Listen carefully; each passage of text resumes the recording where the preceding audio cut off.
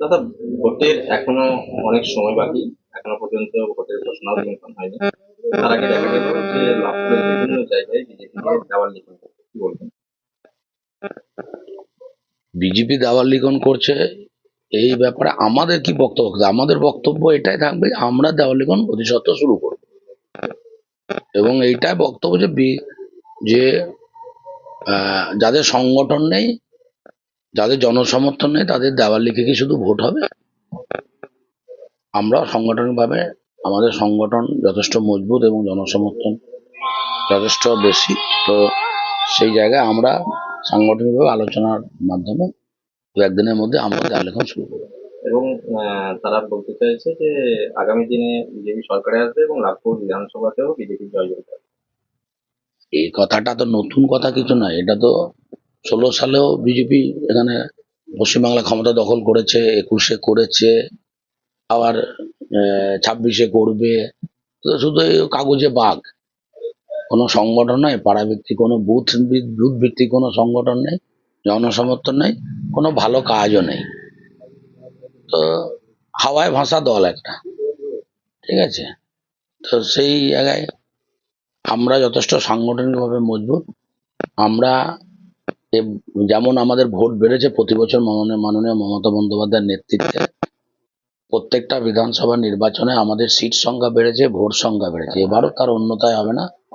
আমরা আশা করছি এবারে আমরা 250 সিট জয়লাভ করে চতুর্থবারের জন্য রাজ্যের মুখ্যমন্ত্রী পদে মাননীয় মুখ্যমন্ত্রী মমতা বন্দ্যোপাধ্যায় আবারও বসে যাচ্ছে দেওয়াল লিখন বিজেপি, কি বলবেন? 2026-এর যে বিধানসভা ভোট, আজকে আমাদের দেওয়াল লিখনের লাভপুর 1 নম্বর অঞ্চলের শুভ সূচনা করলাম। আগামী দিনে যে ইলেকশন, সেই ইলেকশনে মানুষ পুরো শান্তির সঙ্গে মানুষ ভোট দেবে, যেন দ্বিতীয়বার কোনো পঞ্চায়েত ইলেকশন আমাদের দেখতে না হয়, দ্বিতীয়বার কোনো ছাপ্পা চুরি এরকম ভোট না হয়। প্রত্যেকটা মানুষের যে গণতান্ত্রিক অধিকার মানুষ যেন প্রয়োগ করতে পারে, এই আবেদন প্রশাসনের কাছে, এই আবেদন বিরোধী দলের কাছে, এই আবেদন শাসক দলের কাছে, প্রত্যেকের কাছে আমাদের অনুরোধ, আগামী দিনে যেন সুষ্ঠু শান্তিপূর্ণ একটা নির্বাচন আমরা দেখতে পাই, তারই লক্ষ্যে আজকে আমাদের দেওয়াল লিখন শুরু। শাসক দলের বক্তব্য যে দেওয়াল লিখন করে কিছুই হবে না, কারণ আগামী দিনে আবার তৃণমূল কংগ্রেসের সরকার প্রতিষ্ঠা করবে। দেওয়াল লিখন তো একটা আমাদের পশ্চিমবঙ্গের রেওয়াজ। আমরা যেখানে প্রত্যেকটা নির্বাচনের, আমি যখন বাচ্চা বয়স থেকে পার্টি করি তখন প্রত্যেকটা নির্বাচনের আগে চুন দেওয়া ছিল আমাদের একটা উৎসব।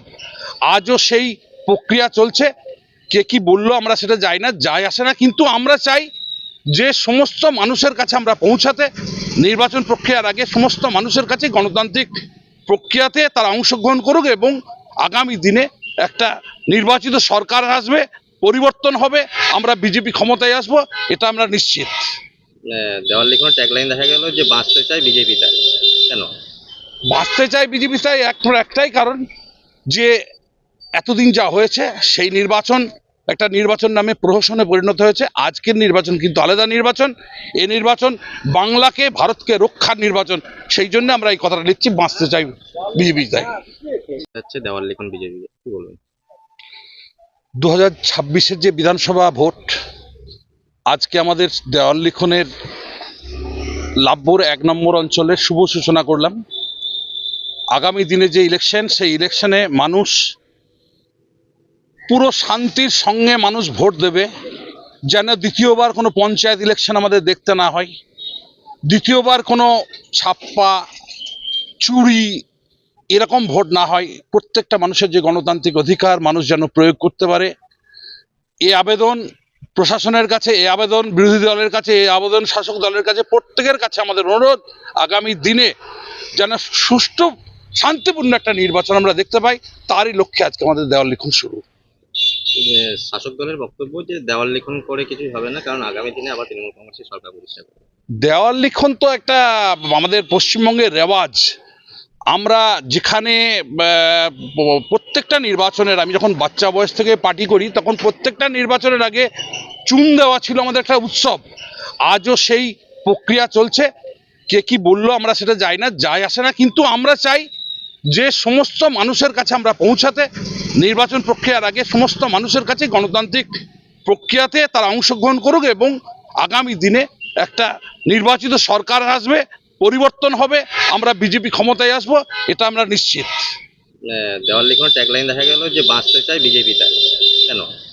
বাঁচতে চাই বিজেপি চাই একটাই কারণ, যে এতদিন যা হয়েছে সেই নির্বাচন একটা নির্বাচন নামে প্রহসনে পরিণত হয়েছে। আজকের নির্বাচন কিন্তু আলাদা নির্বাচন, এই নির্বাচন বাংলাকে ভারতকে রক্ষার নির্বাচন।